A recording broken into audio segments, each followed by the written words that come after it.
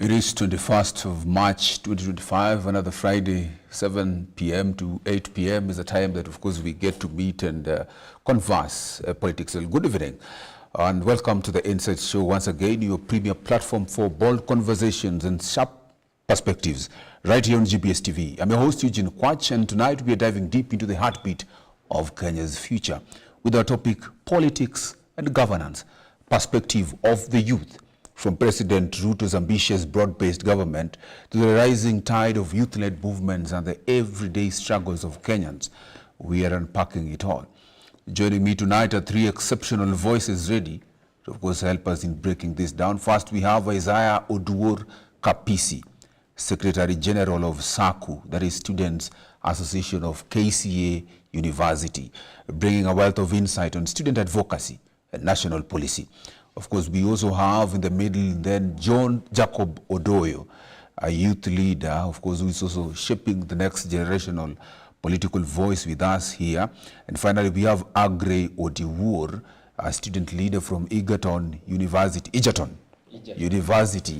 He, of course, to represent the powers of Kenya's vibrant student community. Of course, we are going to look at this, and we are set for a no-holds-barred discussion that promises to inform, challenge, and inspire. Well, thank you so much for joining this conversation. 244 is our SMS line, and you get to converse with us at Kwach Official, Eugene Kwach, at GBS TV Africa, and that is where you get us. Well, this conversation begins right now. Let's begin with you, Jacob. Good evening, sir. Good evening. Yes, good to see you. Thank you. Isaiah, good to see you, mister. Good to see you, Eugene. Yes, Aggrey. Yes. How's the going? Everything is cool. Yeah. How's your week? My week has been good. And you? My week has been great. Okay. Let me hear from Kapisi. Kapisi, you are a student leader. Yes. How is the feeling? How do you actually even, what do you make of it, being as Secretary General for a school, more so a school like KC University, a very big school? So thank you very much, Eugene. Yes. It's indeed an honor and a privilege to be serving as the SACU Secretary General. It is not by my means, but it's by the means of the Almighty that is giving me the strength to be able to channel out and air out student grievances, to be able to represent the students in the University Senate and in the national politics. So it's indeed challenging if you are not prepared, but if you are prepared and if you have God on your side, then I believe you'll be able to deliver. Yes. What preparation do you ought to have generally to be a Secretary General? Or generally, what is the feeling and how do you blend in now student advocacy and even national politics? Because we understand there are so many voices, students we have heard, even from back then, Pabo, you call them, who have been in student leadership. We have seen them and what they used to do. Has something changed along the way, and generally, how is the feel? I think student representation has changed in a huge dimension because if you can remember during Babu Owino's time, it was mass voting. But if you come right now, I think Aden Duale, it was in 2013 that he changed. Is it 2015 or 2013? I think the policy was changed in 2013 so that it was scrapped off from popular vote and introduced a delegate system. So you will find that in the delegate system, majority of the leaders that are elected, they are not for pro-people, but they are pro themselves. They want to just get to benefit from maybe a student leadership and maybe get a few allowances here and there. But when it comes to us, or when it comes to me, I believe that I was God sent. I believe that I'm able to channel out student grievances.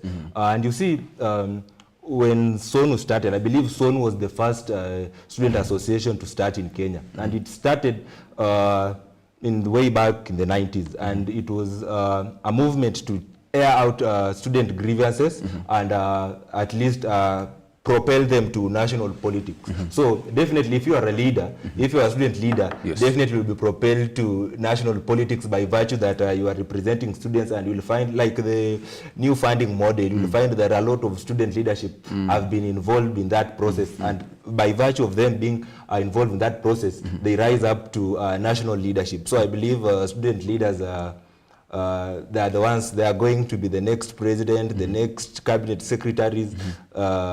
I think that is my perspective on current student leadership. Although they might be weak and there, it's not compared to the past where student leaders were very strong. But I believe right now they say that good times create weak men, and weak men create hard times, and hard times create good men. So in that same spirit, I believe there have been good times, and it has created weak men, and weak men have created bad times, and bad times are now creating strong men. So I believe we are the crop of strong men coming up. Okay. Yes, thank you very much. Ije. Interesting. Interesting. The conversation tonight is about politics and governance. And we'll delve and we'll look deeply into these issues even as we go on. But of course, we want to talk about national issues as well. And permit me to begin with you, Jacob. Yes. And particularly, we start with the big picture. And there is broad-based government, the broad-based government. And the main question is whether this is truly sustainable. And when you ask whether this is truly sustainable, it's because we have had a lot of issues around the broad-based government. Some have called it bread-based. There's a lot of names to it. Yesterday, there were some PS positions actually that were distributed, and we had also leaders, student leaders like Fikirini Jacob was a student leader there. Generally, looking at the big picture, what do you make of the broad-based government? Okay, Mr. Kwach, thank you for the question. Before I start, I would like to appreciate and acknowledge this time for having invited us so that we can talk about the affairs of this our nation. To start on broad-based government, I feel that it is high time that we should face the reality of this matter. You know, when Ruto was starting this government, the Kenya Kwanza government. Yes. And the thing was, it was a bottom-up economic model. And a bottom-up economic model was you start from bottom all the way to up there. So it reached a point that he saw it wise. He turns to the broad-based thing. And the broad-based government, if you check the history of broad-based government, we are talking about inclusivity.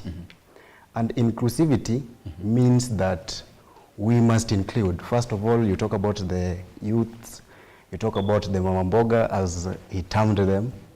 And I feel that the broad-based government was a good initiative.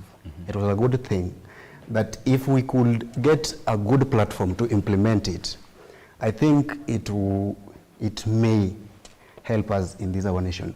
But back to the topic about if it's sustainable enough.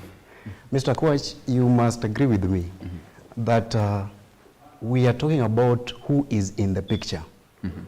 And you saw the chief opposition leader, that is Raila Amolo Odinga, joining hands with the president, in the aim of considering the interest of the general public.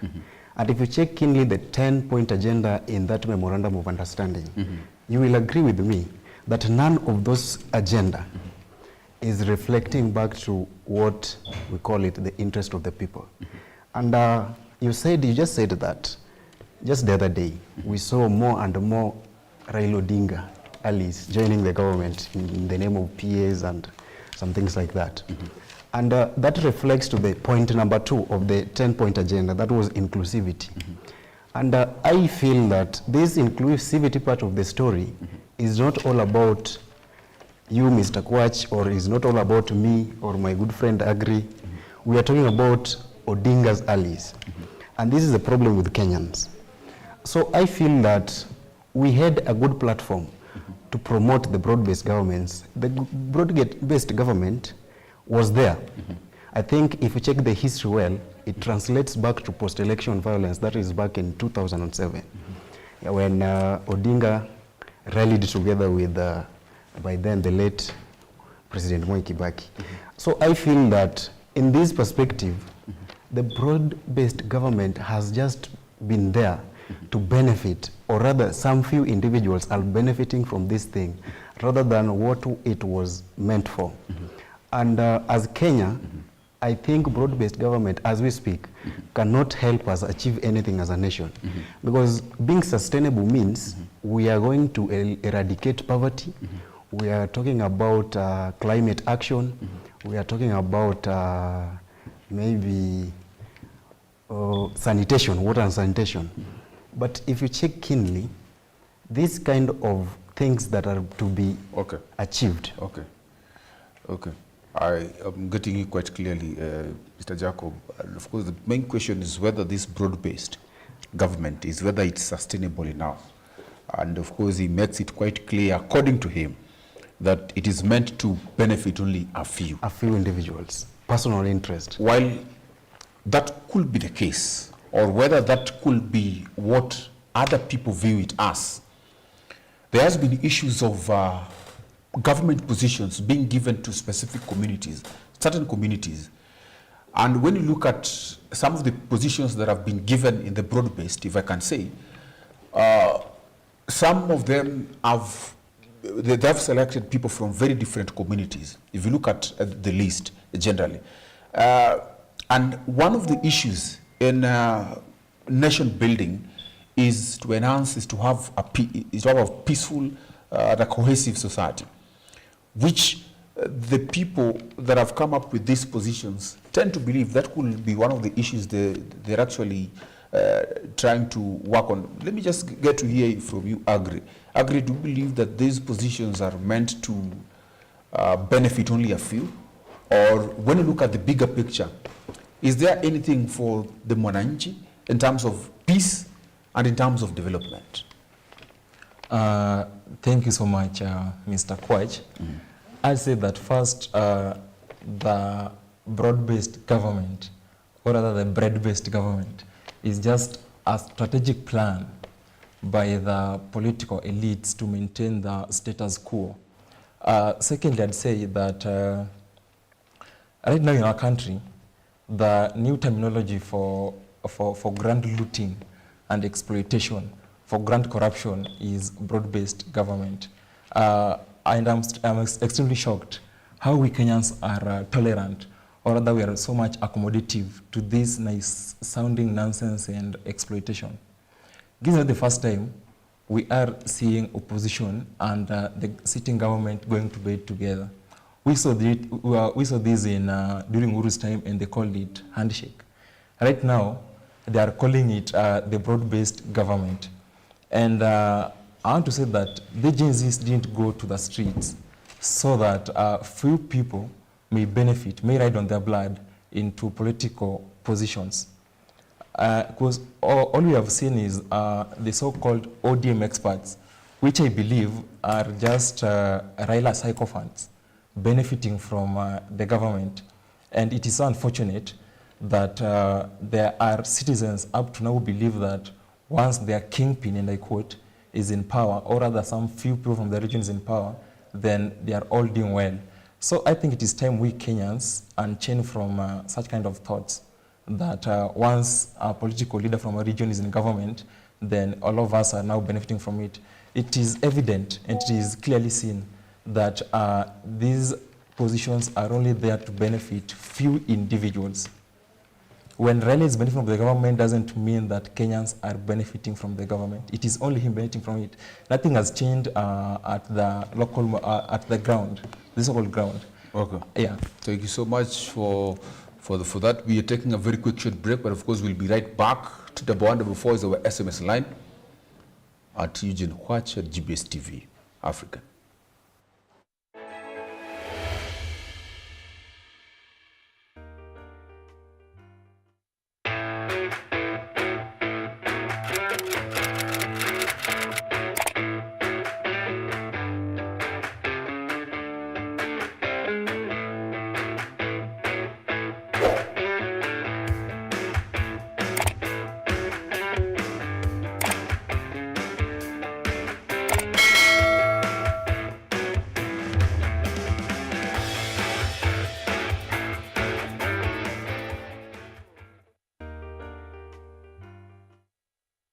media because we are here to entertain and educate at the same time. So the question of the day, have you ever benefited from any youth-led initiative? What pushed me to get into the ground, one, was born HIV positive. I felt like the society and the youth need to be educated much on about the HIV and HIV management. Someone was confessing and alikuwa anasema like yeye ako HIV positive, ni student, but yeye badala ya ajue venye atasaidia wengine, yana try venye atasambaza. Unajua pia kitu kingine yenye natusumbua sisi mayouth ni kiburi. You don't want to learn, unaona? Yeah. Be there to learn. My youth are doing things that they are not supposed to do. Kwa sababu anataka kitu yenye iko beyond yeye. Iko beyond haezi afford. Unaona? Manze mimi nataka kubamba wase kuchafua meza, kukuwa na dem sijui mwenye anakaje. Ndio at least wase wa feel like mimi nimeweza. Manze mimi hiyo ya kuweza, acha tuweze ki mindset. Na pia uset goals. Kama una goals manze kwa hii life sijui penye. Ni kama tu yani you should live with a purpose, not in purpose. Unajua most of us are living in purpose. Whereby yani wewe uko tu manze. Hata unataka kukatia dema na kuambia habari yako mzuri. Unadoingi nini ati mimi niko tu. What is mimi niko?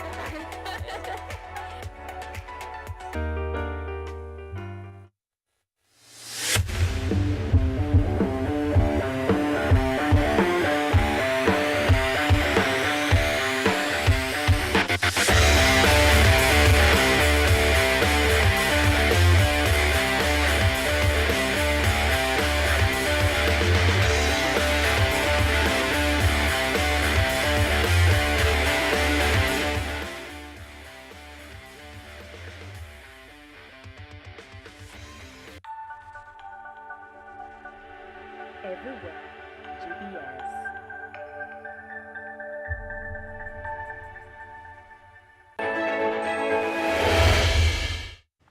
Welcome back to the Insight tonight. Kapisi, we are new. Maybe what you think about this broad-based government, but of course the question I'd also wish to bring to you is that we have seen the cost of living, which is and keeps climbing. How is the government addressing this according to how you view it? Do you think the government is doing enough? And do you think students and young people feel these efforts are really enough as a student leader? Yes. Thank you very much, Eugene. For me, I'll agree to disagree with my colleagues here. For me, I feel like the broad-based government has been able to provide a national outlook. I think when we just check the list of those CS and PS, I think there has been a national outlook. Personally, people from, I believe, from Luo Nyanza, they were complaining that they had never had a CS for Ministry for Finance and Planning. Yeah, there's never been a CS for that. Now we believe when John Mbadi was brought on board, he's doing an incredible job.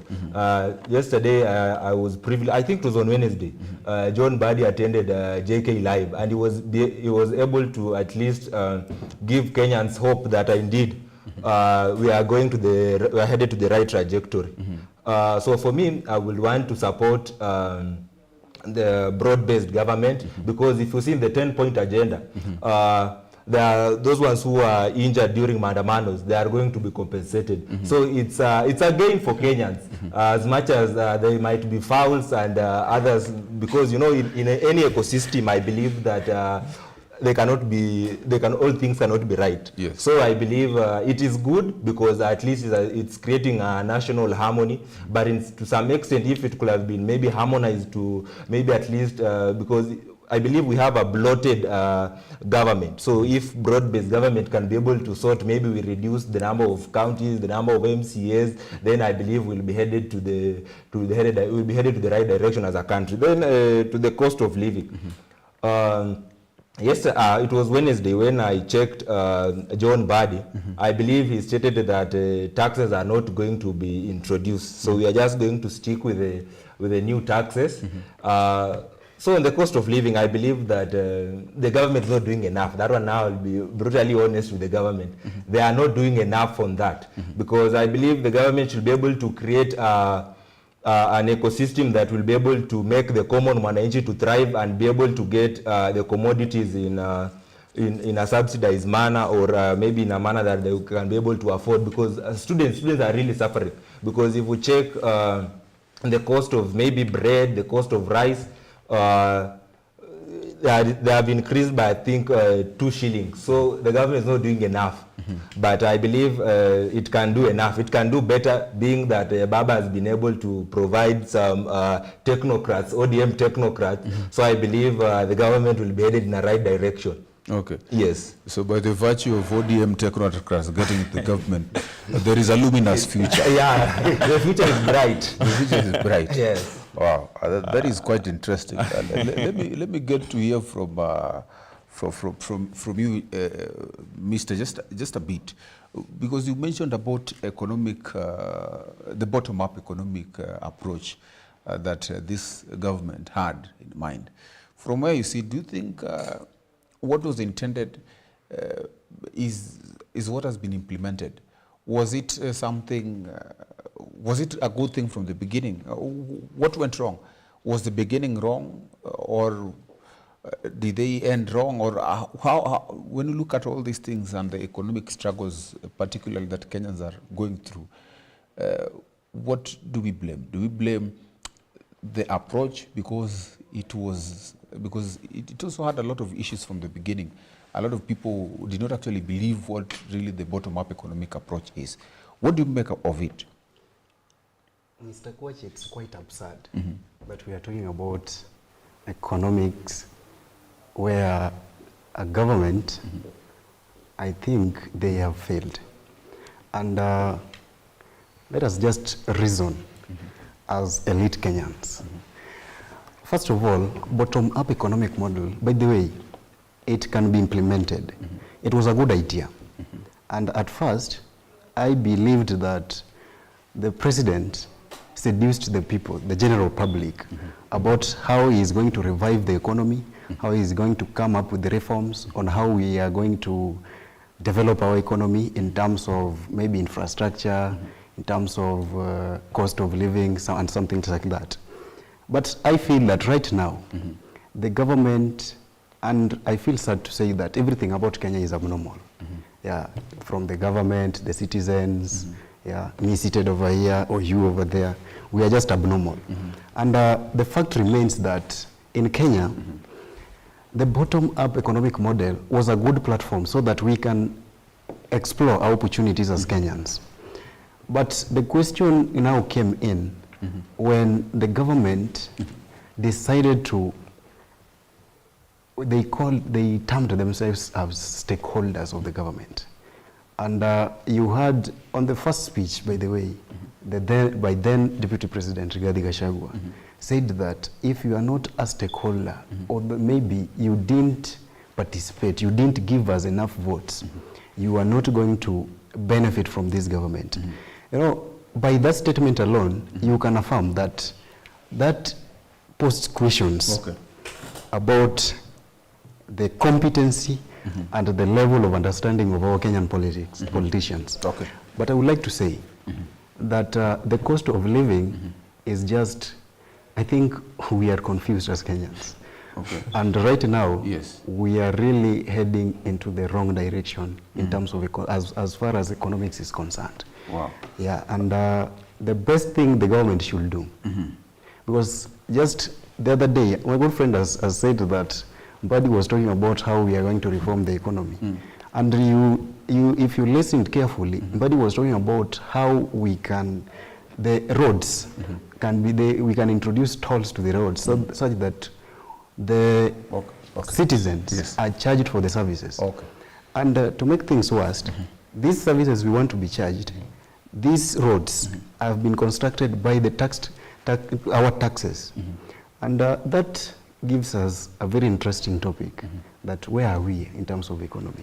Very good question. We will be into that. But I want us to move to something else, if you permit me, because we still have a lot of a lot actually to discuss. Even as you go through that, let me just ask you, because right now there's a lot of political developments within the country, and we have had issue of youths rising up, particularly during this time of since June, after the finance bill of 2024, where the youth rose up for a revolution.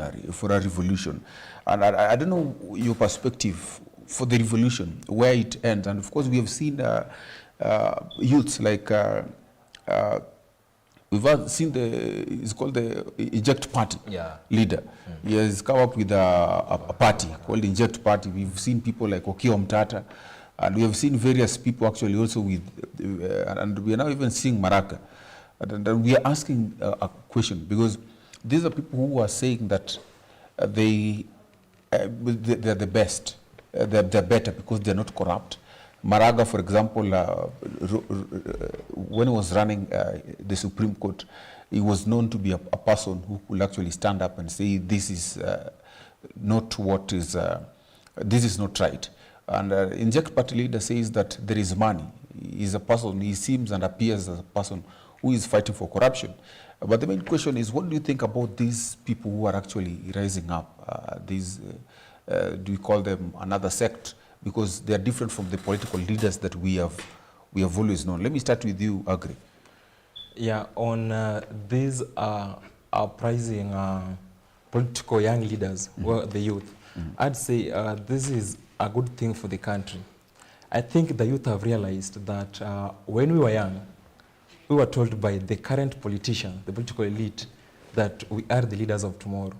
But the youth have realized that these politicians have made sure that tomorrow never comes. So we are treating today as the tomorrow. Today is the future.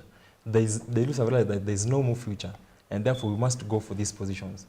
On whether the youth stand a chance in 2027, I'd say that everyone stands a chance. And if there is someone with a better chance in 2027, are the youths, because they're the majority of this country. So if the youths can, if the only way we the youth can survive in 2027 is by only having one candidate against President Ruto, that is the only way to beat the political elite. It is very good that at the moment, all our problems are on the other side. Both Raila Odinga and William Ruto, they are in one basket. So let me ask you, which youth is this that all the youth should rally behind?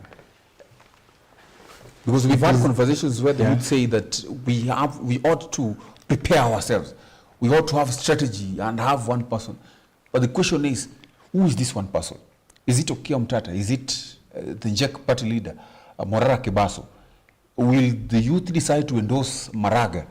Who is this person that is prepared? Because you realize that Ruto began campaigns almost 3 years before elections. So we are almost like 2 years into the election.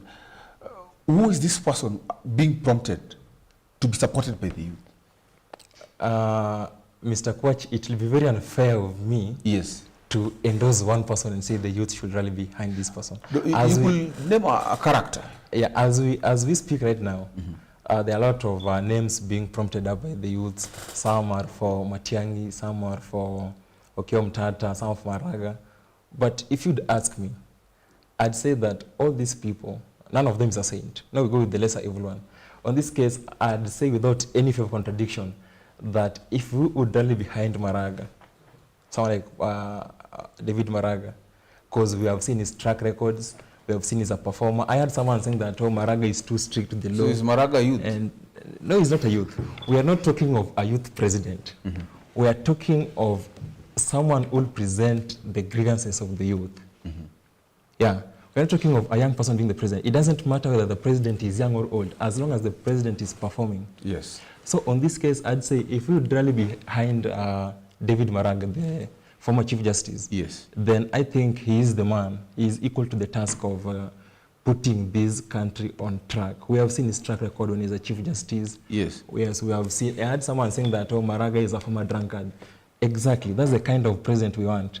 Someone who is able to turn things around from being a drunkard to being a straightforward person. That is exactly whom we want. Okay. Yeah. Isaiah, Yes. do you think, and generally, what could be the contribution of the youth and particularly the students in this struggle to liberate Kenya? And do you think even that the current uprising of Okiya Omtatah and the Morara Kibasus can actually even give the old guard a fight for their money, a run for their money? Thank you very much. Now, for me, I believe that when we were in high school, we read so many set books that were for the uprising. So in all the dominant story that we were getting to learn is that the youth are able to take the government into their hands. Now, for Kebaso Morara, I've had an interaction with him. Okiya Omtatah, I've had an interaction with him. David Maraga, I've not had an interaction with him, but his track record speaks for him.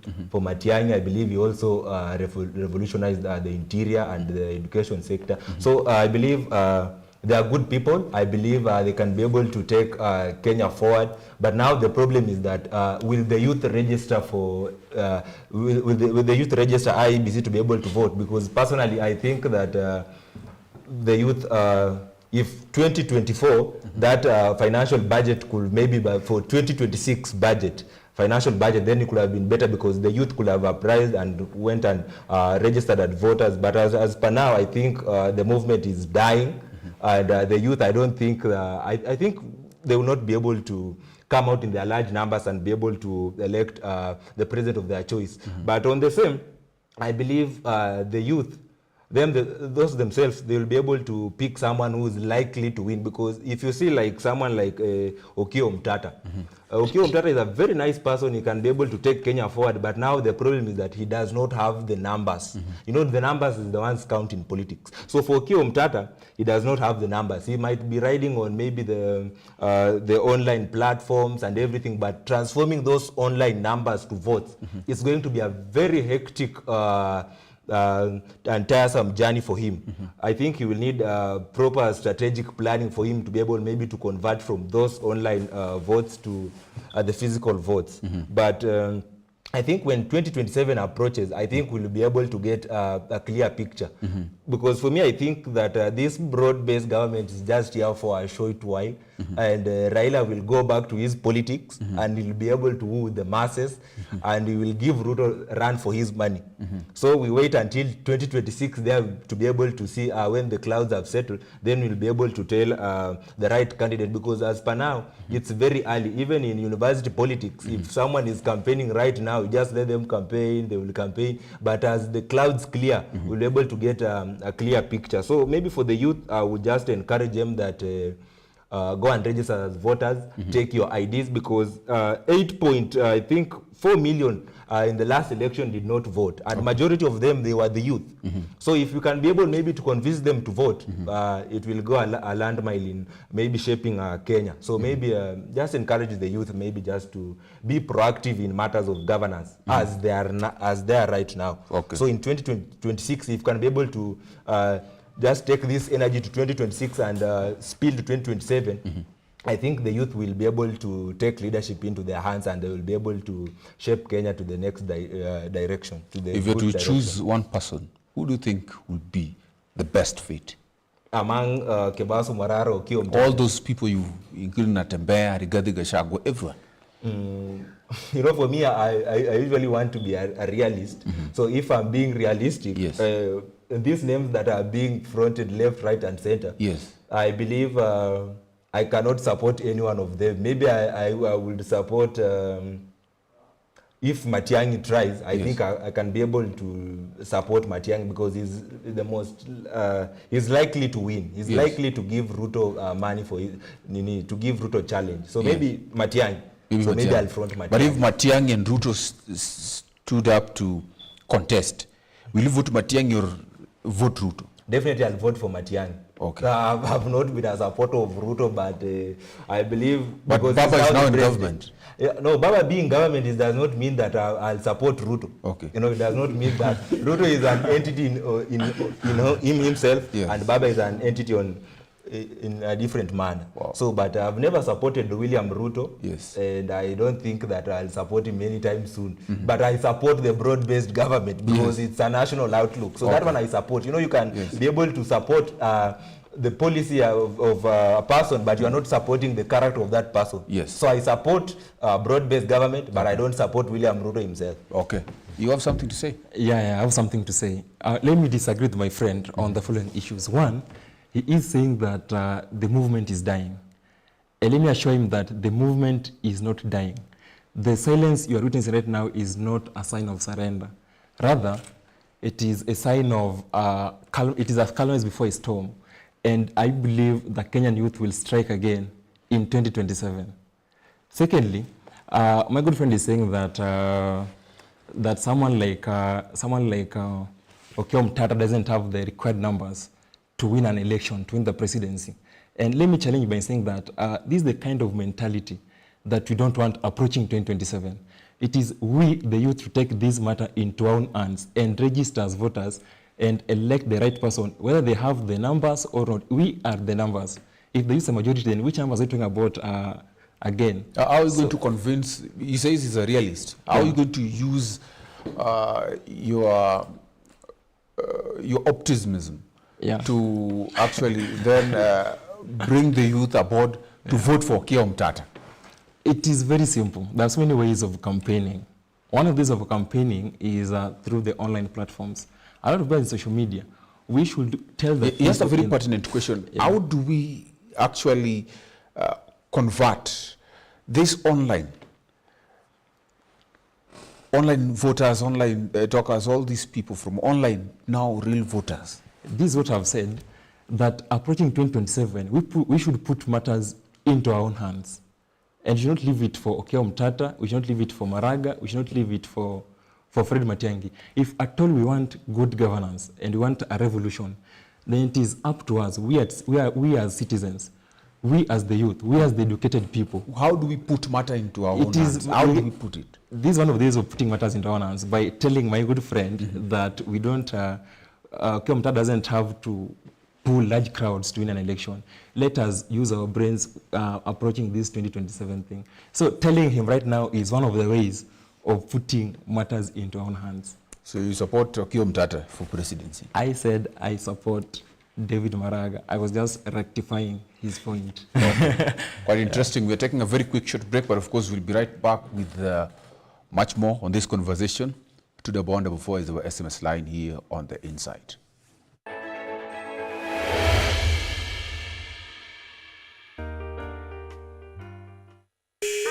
What is always before you but can't be seen? Kudiscover talent.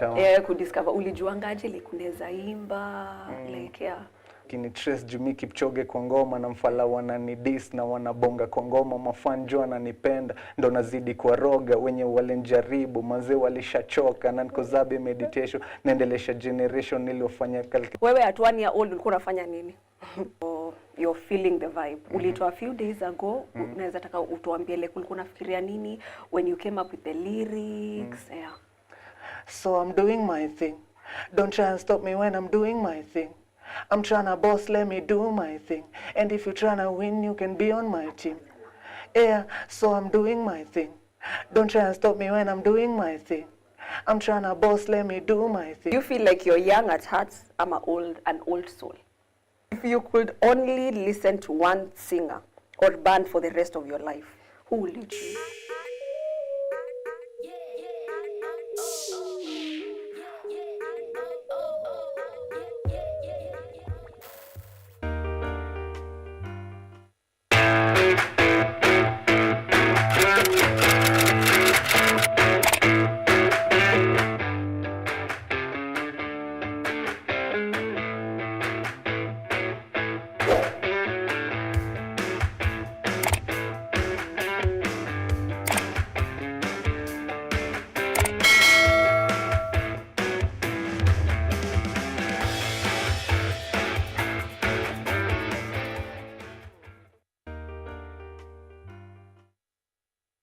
What is the biggest challenge that you face as an aspiring filmmaker? First biggest challenge is still financial.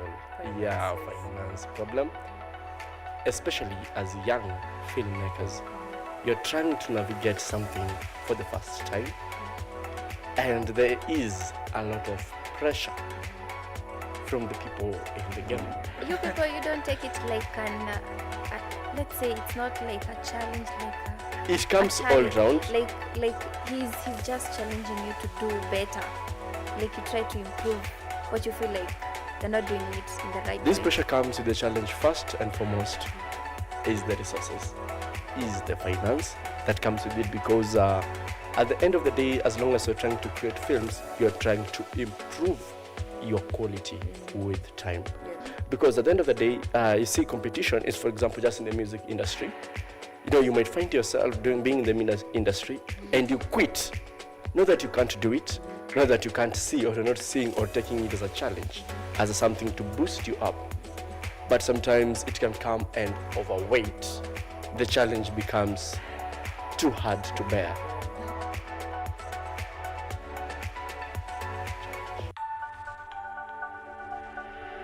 Everywhere, GBS.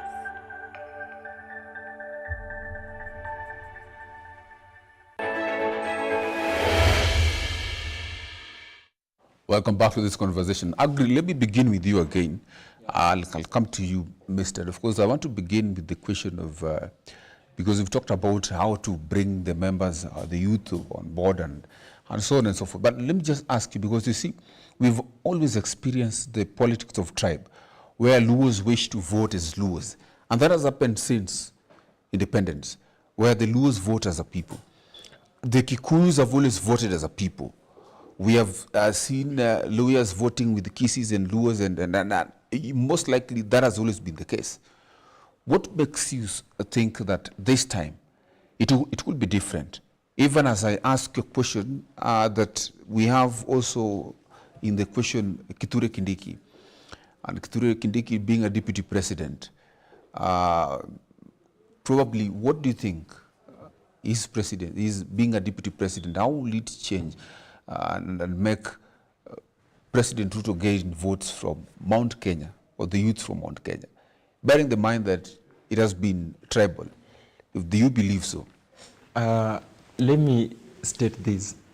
For the first time in Kenyan history, in 2027, we will have a democratic election.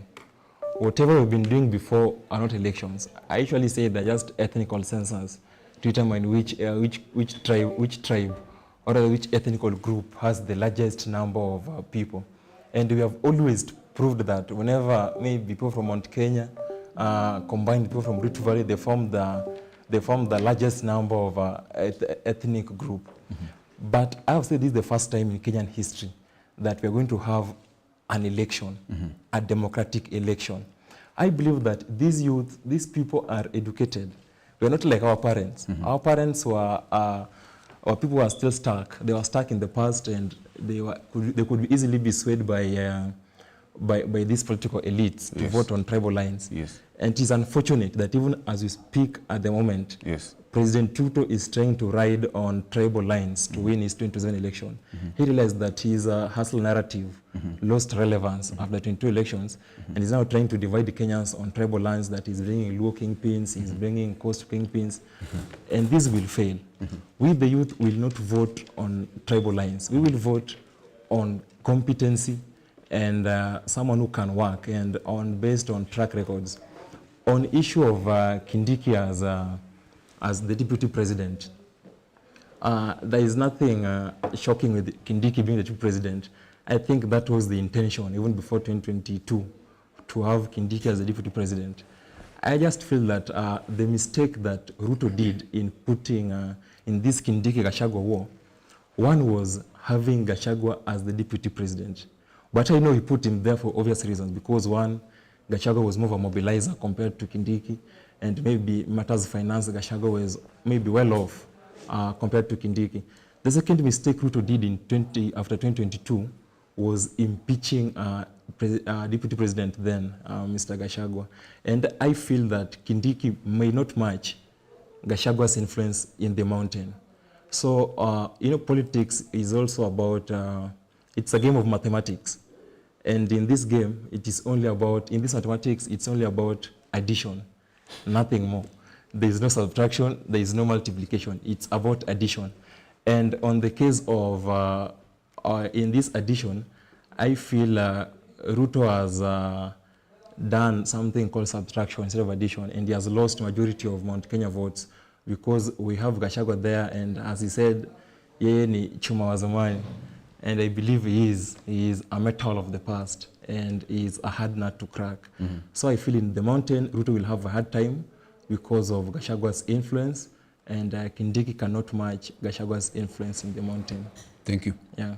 Jacob, we've had the conversations around electoral issues actually, where people have said that we have had unfair elections, some of them which are not quite credible.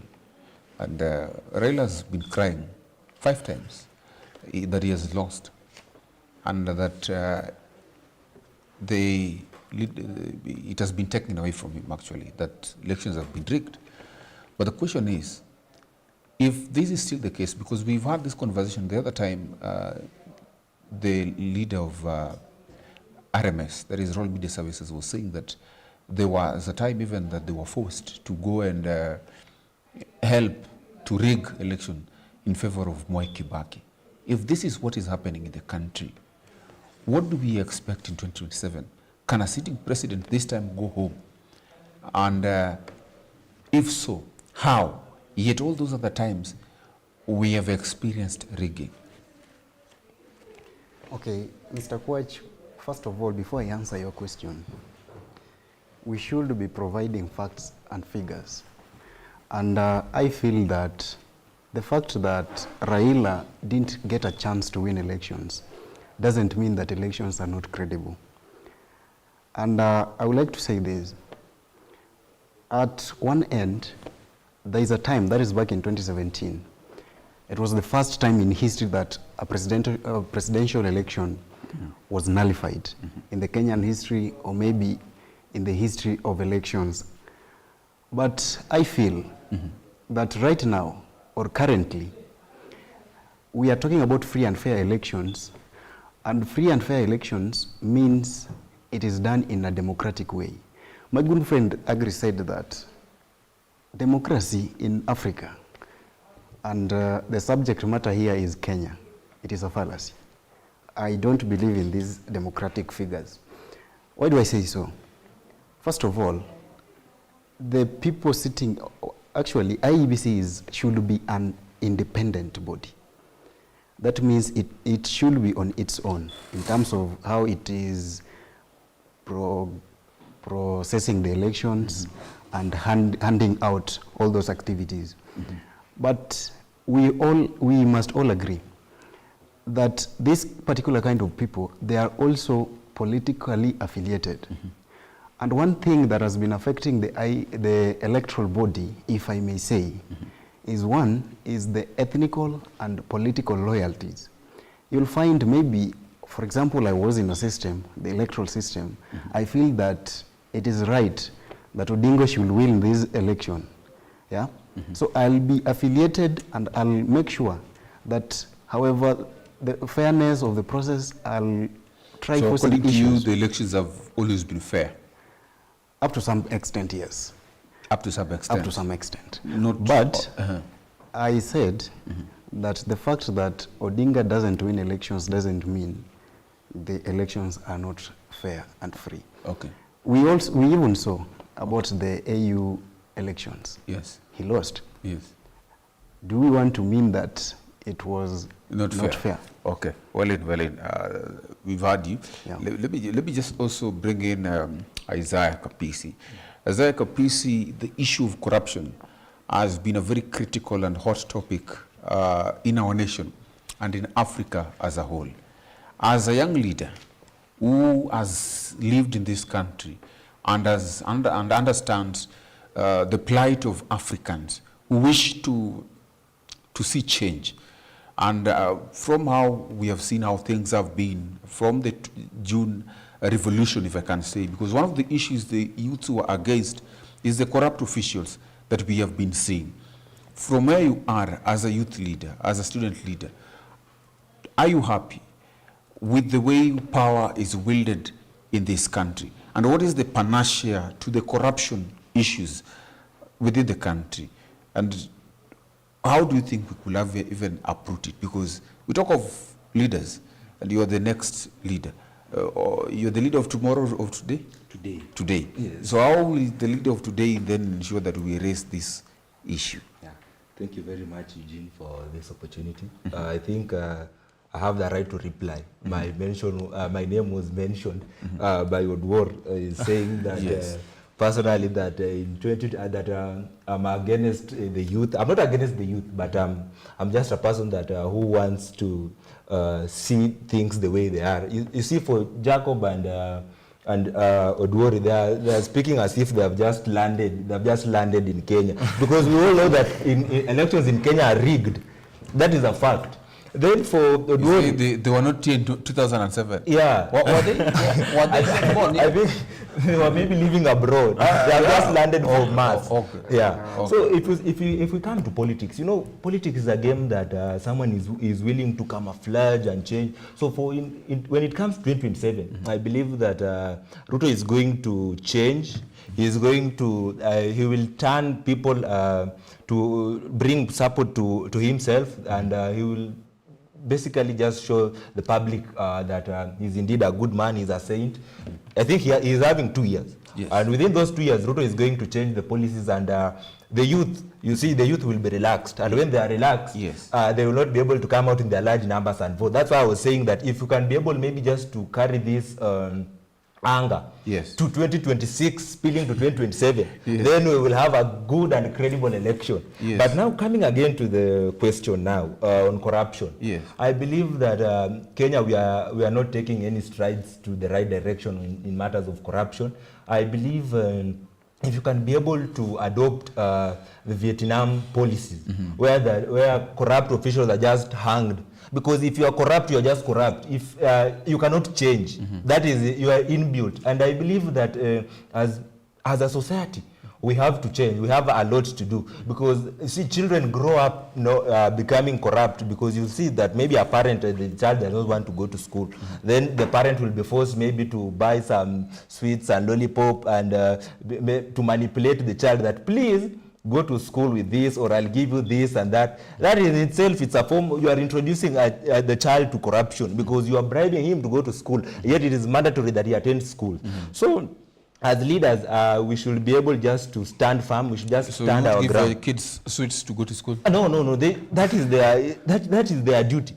That is like their job. Before me when I was in school, them? Yeah, definitely. Okay. I believe that we are saying that hard times have created, good times have created weak men, and weak men have created good times. And I believe right now we are hard men. So we should just be able to stand our grounds and enforce the rule of law, because corruption in itself, it's indeed killing us. Because if you see, even in the IEBC selection panel, Yes. you know, I was having a chat with someone just the other day, and he was saying that he thinks that Anne Amadi will be the IEBC Nini chairperson. But I was telling him that, you know, from all those shortlisted persons, you will find there is a name there. People have not yet conversed with him, but it's called Saul Wasilwa. Saul Wasilwa was MD Nzoia Sugar, and before he was MD Nzoia Sugar, he was company lawyer. He was the company lawyer of Nzoia Sugar, and mind you, that man has never won any case in court. He's very corrupt. He's very rigid, and I believe he's the person that Ruto is going to use to be able to manipulate elections. I'm saying this live in the camera, that for me, I'm predicting the chairperson of IEBC is going to be Saul Wasilwa, because he can be easily manipulated. And when you're in politics, you will want to pick someone whom you can easily control and easily manipulate. And the truth of the matter is that elections indeed in Kenya, they are never free and fair. But as the Gen Z, I believe we can be able to take big strides to be able to just enlighten the Kenyans and all the citizens. Because they say that people power, there's nothing good like people power. So if Gen Zs can be able just to rise, then we'll be able to shape this country to the right direction. So I urge Gen Zs, take your votes. although that we are saying that elections are not free and fair, but if the Gen Z can, if we the Gen Z, Yes. we can be able to consolidate, we can be able to change the government of the day. So I support Gen Z, but on corruption, I believe we are losing a lot on corruption because Uhuru released a statement that we lose 2 billion per day in corruption, of which if I check these 2 billion, if you times it, maybe they just half it. Let's say we have just reduced corruption. We are only stealing like 1 billion. Then we will be able to have saved 365 billion. I believe this one can be used to feed the children. I believe in the past, university students, you know, for my university students, so I'll speak for university students. I believe in the past, university students were being fed. Okay. They were being fed from the government coffers. So if we can be able to just utilize this 365 billion, I believe we'll go a long way in developing our nations. Thank you so much. Thank you. Thank you so much, gentlemen. We have come to the end of this conversation. It was indeed a great moment having you. But of course, I'll just give you time to give your parting shot. I'll begin with Agri. Agri. Yes. Let me tell Kenyans this as we approach 2027. Let me tell Kenyans that leadership is not invincible.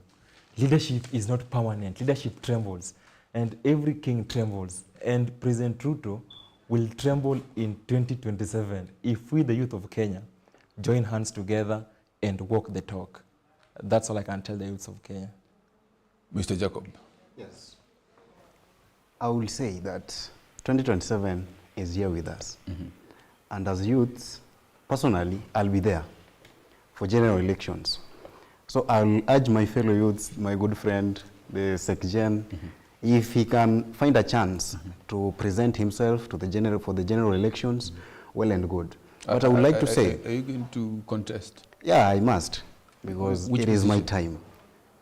Probably an MCA somewhere around my ward. Where? Kindube Town ward. We're praying for you. Yeah, thank you. So, you know, governance is a process. It is a structure. Okay. Yeah, so we as youths, let us venture into this process. Let us embrace this structure so that we better, because, you know, we have a generation to guide. Yes. So I will urge my fellow youths, let us register. Yes. Let us be on the forefront. Yes. And let us embrace the change we are about to receive. Well said. Yeah. Mister, are you going to present yourself? Yes, I'm presenting myself as MCA, Maraka Ward, that is in Bungoma County. I'll be vying there as the MCA.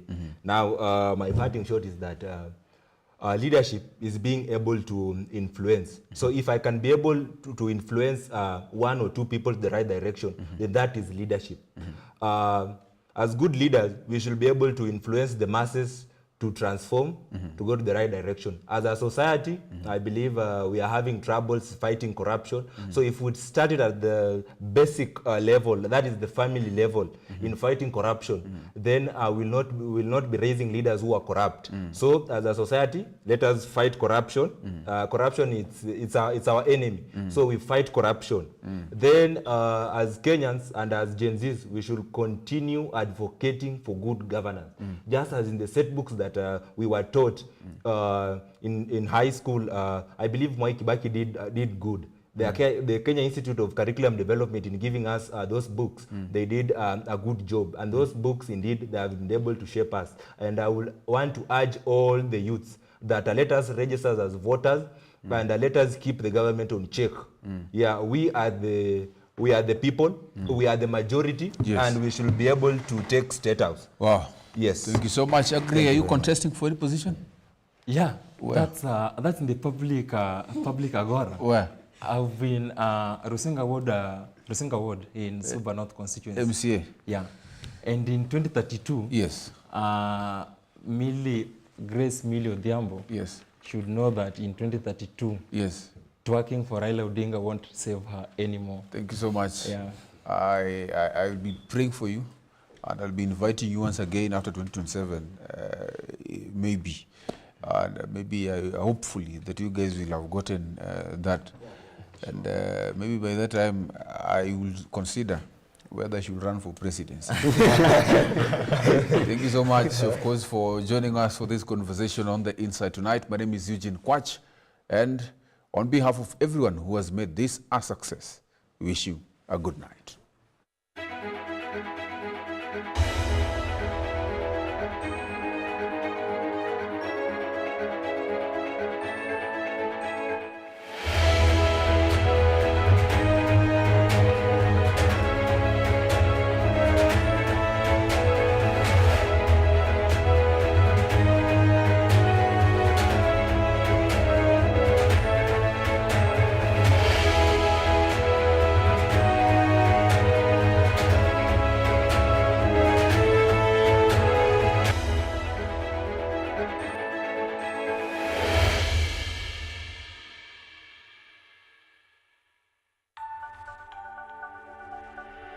Everywhere.